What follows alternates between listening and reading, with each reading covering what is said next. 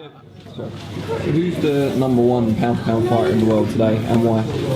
Honestly, I don't like. A lot of people may not agree with me on this, but I think Canelo. I like Canelo a lot. I think that like a lot of people like underrated him. They say like, and I say this because Triple G was #1. He was a monster. He was a killer and all that. And then he beat Triple G.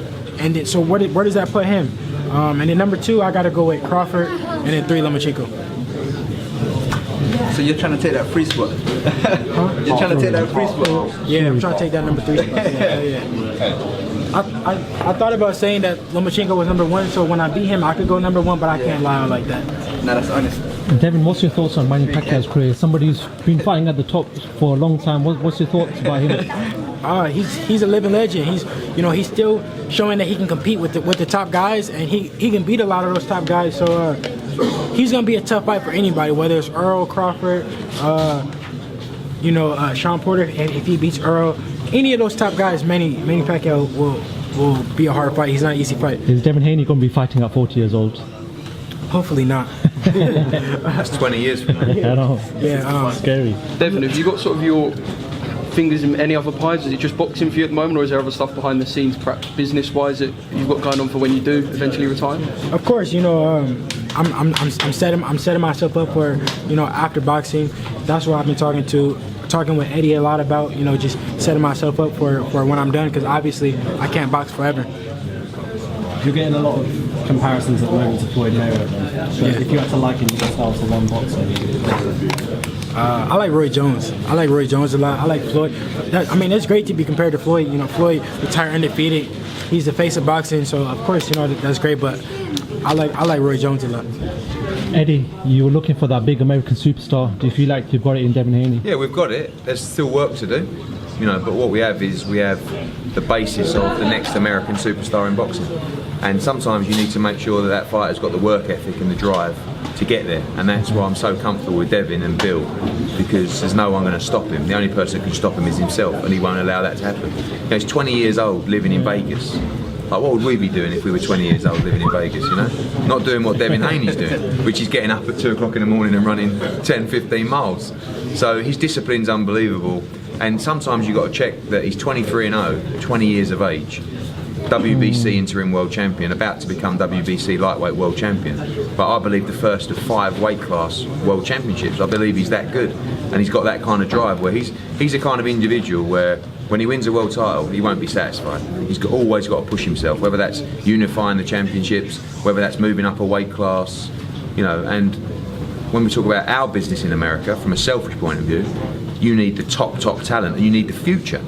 And I believe that the biggest and the best future of American boxing is with Devin Haney, and actually global boxing. Look at this turnout here today, it's incredible. He's from Vegas, he's come to London, he's only just starting his career, and this is a bigger turnout than I've seen from a lot of British world champions. So you guys are behind it, the hype is real, and there is a lot of hype, and he's got to justify the hype, but we're going to enjoy watching him do that. Devin, what's the other side of that coin? What made you sign with Matchroom USA? I'm sure you had a lot of competition with him. Yeah, I basically had a contract from every top promoter, but what I saw in Eddie saw my vision. He was willing to co-promote with me and work with me, and he it was some other terms that he was willing to work with, and what better man to work with? He's so far, he's been everything that he said he would be, and everything is going great. Eddie, can I put you on the spot and say, out of all of the young fighters you've got in America and Britain, is he your most prized possession? Yeah, certainly in America. I think that we've got some amazing talent, but our talent in America is really the established world champions and the young kids coming out. A lot of guys that Devin knows. Nikita Ababi, Amo Williams, Reshat Mati, Ofer Jones, these kind of guys, Raymond Floyd. But Devin's already there. He's effectively an interim world champion. So he's kind of like already established as a star, but we've still got a long way to go. But I think when you talk about show me other potential superstars in the sport of boxing in America. Devin Haney, Gervonta Davis, who's probably one step ahead in terms of commercial draws.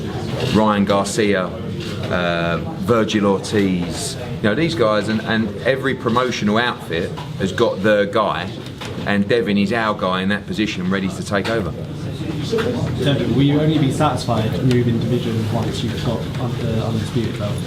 Say it again. Once you become undisputed, will that be the only time that you change division, or would you be happy to win one? Well, my body's still growing. I'm still maturing, and I've been saying that 135 is not easy for me to make.